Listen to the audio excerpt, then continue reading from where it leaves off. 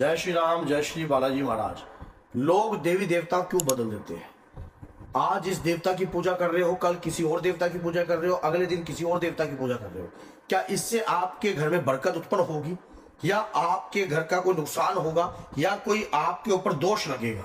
आज इस वीडियो के माध्यम से ये सारी जानकारियां आपको प्राप्त हो जाएंगी अगर आप वीडियो के एंड तक बने रहोगे तो। और वीडियो को आप बीच में ही छोड़कर जाते हो तो कोई ना कोई वीडियो का इंपॉर्टेंट पार्ट जो है आपसे मिस हो सकता है। अगर चैनल को सब्सक्राइब नहीं किया तो सब्सक्राइब कर दीजिए, बेल आइकन बटन दबा दीजिए, जिससे आने वाली हर वीडियो की नोटिफिकेशन आप तक सरलता से पहुंच जाए। क्या होता है कि देवी देवता को क्यों बदलते हैं लोग? जैसे आज भगवान शिव की आराधना कर रहे हैं, वो किसी ने बता दिया उनको कि शिव जी के ऊपर जल चढ़ाने से ये कार्य होता है। फिर वो शिव जी पे लगातार 2 महीने 3 महीने 4 महीने लगातार जो है जल अर्पण करते हैं। उसके बाद भगवान शिव की पूजा याचना करनी बंद कर देते हैं। फिर उसके बाद क्योंकि भगवान शिव से वो देखते हैं कि पता नहीं मुझे कोई प्रॉफिट हुआ नहीं, कोई मेरा लाभ हुआ नहीं ये कार्य करने से, फिर वो क्या कहते हैं, शिव जी को छोड़कर माँ दुर्गा के पीछे भाग लेते हैं। माँ दुर्गा की पूजा याचना करने लगते हैं। किसी ने माँ दुर्गा की बता दिया तो माँ दुर्गा की पूजा करने लग गए। फिर माँ दुर्गा को छोड़कर वो हनुमान जी की पूजा करने आते हैं, क्योंकि किसी ने कह दिया कि कलयुग के राजा तो हनुमान जी हैं, तो हनुमान जी की पूजा करनी चाहिए। फिर कुछ लोग ऐसे भी कहते हैं हनुमान जी तो बाल ब्रह्मचारी हैं, तो इन बाल ब्रह्मचारी की पूजा करनी नहीं चाहिए। और अगर जो व्यक्ति इनकी पूजा करता है तो व्यक्ति उसके घर ग्रस्त जीवन में जो है दिक्कत हो जाती है। कई लोग ऐसी भ्रमतियां फैला देते हैं, अधूरा ज्ञान देते हैं, जिसके कारण व्यक्ति जो है दुखी होता है, दोष उत्पन्न करता है, उसको फिर तकलीफ होती है। फिर घर के अंदर जो है पहले हनुमान जी की पूजा कर रहे थे, अब जो है घर के अंदर शमशान भैरव की पूजा करने लग गए। कुछ ऐसे लोग भी हैं जो फिर पहले सात्विक पूजा करते हैं, फिर तामसिक तक पूजा में चले जाते हैं। तो ऐसे लोगों का जो नुकसान है वो होना लिखा ही है, क्योंकि शक्ति कभी भी ये चीजें नहीं कहती आपको कि इस प्रकार का कार्य करो। अगर आपने हनुमान जी की पूजा करनी शुरू करी है अपने घर में, तो हनुमान जी की पूजा करो, लेकिन देवता को मत बदलो कि आज हनुमान जी की कर रहे हैं, कल इसकी कर रहे हैं, कल उसकी कर रहे हैं, उसकी कर रहे हैं। देखो 30 त्योहार आते हैं। मान लीजिए शिवरात्रि आ गई, भगवान शिव की आराधना कीजिए। अगर माँ दुर्गा की नवरात्रि आ गई तो माँ दुर्गा की नवरात्रि कीजिए, लेकिन हनुमान जी आपके इष्ट है। अगर हनुमान जी आपके इष्ट हैं तो इष्ट एक ही होता है। इष्ट वो सखा होता है आपका। जब आपके ऊपर घोर विपदा आई होती है, घोर मुसीबत आई होती है, तो आपके इष्ट की कृपा आपके संग चलती है और उस कृपा के माध्यम से आप हर प्रकार की परेशानियों से आपका पीछा छूट जाता है, हर प्रकार की दिक्कतों से आपको जो है सोल्यूशन मिल जाता है। क्योंकि इष्ट देव हमारे कृपा करते हैं, लेकिन वो कब करते हैं? जब हम अपने इष्ट पर पूर्ण रूप से विश्वास करते हैं। अगर हमारा विश्वास हमारे इष्ट के प्रति नहीं होगा तो हमारे इष्ट भी हमारा साथ देना बंद कर देंगे। तो इस बात को याद रखना। क्या होता है कि अगर हमने हनुमान जी की आराधना करी, मान लीजिए हमने क्या करा, हनुमान जी के कोई भी एक मंत्र का जाप करना शुरू कर दिया, हमने 2 महीने जाप किया, उसके बाद हम देख रहे हैं 3 महीने जाप किया, हमारे घर में कुछ सुख शांति हुई या नहीं हुई, कोई लाभ हुआ या नहीं हुआ, और फिर उसके बाद हम छोड़ रहे हैं उस मंत्र को, उस पूजा को छोड़ रहे हैं, तो इससे दोष उत्पन्न होता है।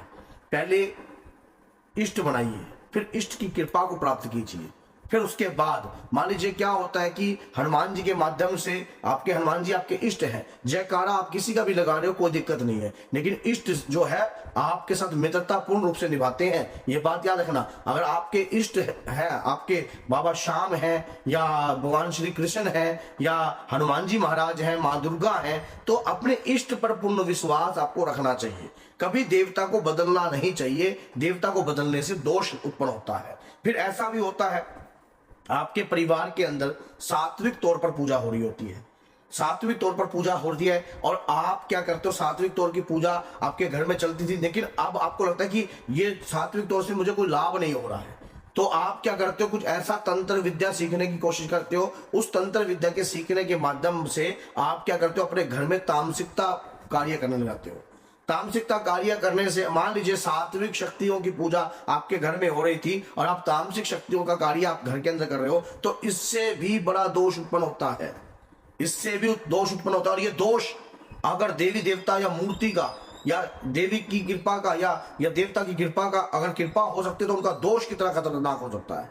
फिर वो दोष आपकी पीढ़ी पर लग जाता है, आपको सेधता है, फिर आपको नुकसान होता है। फिर आप सोचते पता नहीं मेरे घर में कोई भूत प्रेत आ गए हैं, मेरे घर के अंदर कोई ऐसी नेगेटिविटी घुस चुकी है जिसका समाधान मुझे प्राप्त नहीं हो रहा है और काफी लंबे समय से मैं विचलित हो चुका हूं। तो आपने ऐसे दोष का कार्य किया ही क्यों? इस प्रकार का दोष लगाया ही क्यों? क्योंकि घर में तो दोष उत्पन्न होते हैं अगर देवता बदलते हो। देवी देवता इष्ट देव एक होते हैं और कभी भी नहीं बदलना चाहिए। जैसे कई लोग तो कुल देवी, और आपकी कुल देवी मान लो माँ दुर्गा है या कुल देवी आपकी माँ ज्वाला है, फिर आप शक्तियां देखो कि माँ एक है लेकिन उनके रूप अनेक हैं, कार्रवाई अलग अलग रूपों से होती है। और आपके घर में जिस शक्ति की आराधना हुई है काफी लंबे समय से, फिर उस दौरान जो है आप जो है भटक रहे हो, अपने पद से भटक रहे हो, उनकी दूतनियां तो अलग प्रकार से है, उनकी योगनियां अलग प्रकार से है, उनके दूत अलग प्रकार से है। अभी जैसे आप क्या है, पहले हनुमान जी के भक्त थे, अब आप क्या करते हो बाबा, देखा जाए तो परमात्मा की शक्ति एक है लेकिन प्रेम तो किसी एक से होता है ना, एक स्वरूप से प्रेम होता है ना। अब जैसे कोई हनुमान जी की पूजा करता है तो हनुमान जी उनके इष्ट देव है और हनुमान जी ही उनके हृदय है जो व्यक्ति पूजा कर रहा है। अब जैसे हम हनुमान जी की पूजा करते हैं तो हनुमान जी हमारे इष्ट देव है, हमें जो चाहिए हनुमान जी के माध्यम से चाहिए, हनुमान जी की कृपा के माध्यम से चाहिए। माँ दुर्गा की हम आराधना करते हैं लेकिन हनुमान जी के माध्यम से, हनुमान जी के माध्यम, हम हनुमान जी को आगे कर करते हैं कि हे प्रभु आपने ही रास्ता दिखाया है माँ तक पहुंचने का। तो इसी प्रकार से माँ की कृपा को प्राप्त, क्योंकि कई बार क्या होता है बंदा विचलित हो जाता है कि इष्ट किससे बनाए, आराध्या किसे बनाए और उसके बाद इष्ट होता कौन है।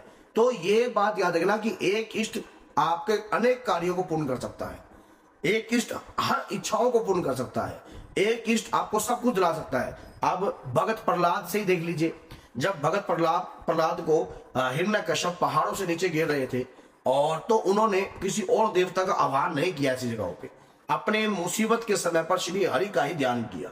और ऐसी बात है ही नहीं, ये वेदों पुराण इस बात के साक्षी हैं। तो श्री हरि ही उन्हें लेने आए, लास्ट टाइम पे अपनी गोद में उन्होंने उठा लिया और उसके बाद आप स्वयं देख लीजिए कि भगत प्रहलाद जो श्री हरि से ही जुड़े हुए हैं उनका नाम अमर हो गया। माँ वैष्णो की पूजा श्रीधर ने की तो श्रीधर का नाम अमर हो गया। उसी प्रकार ज्वाला जी की पूजा जो है दानु भगत ने करी तो उनका नाम अमर हो गया। रामकृष्ण परमहंस जी की हंस जी ने माँ काली की पूजा करी तो उनका नाम अमर हो गया। जो जिस भक्ति की पूजा से मान लो अपने इष्ट की आराधना करते हैं और आप उनकी इष्ट की कृपा उनके संग जो है रहती है, जीते जी भी और मरने के बाद उनके परिवार के ऊपर भी वो कृपा बरसती रहती है, उनके परिवार के ऊपर। क्योंकि एक आदमी ने कार्य किया तो फल क्या है, पूरा परिवार खा रहा है। ऐसे ही आपके बुजुर्ग भी करते हैं। आपके बुजुर्ग क्या है, अगर मान लीजिए माँ ज्वाला की पूजा आपके घर में काफी लंबे समय से चल रही थी तो आपके बुजुर्ग जो है माँ ज्वाला की पूजा कर रहे थे, आप भी माँ ज्वाला की पूजा कर रहे हो तो आपके परिवार से कृपा तो हटेगी नहीं। अगर आपकी कुल देवी आपके इष्ट देव है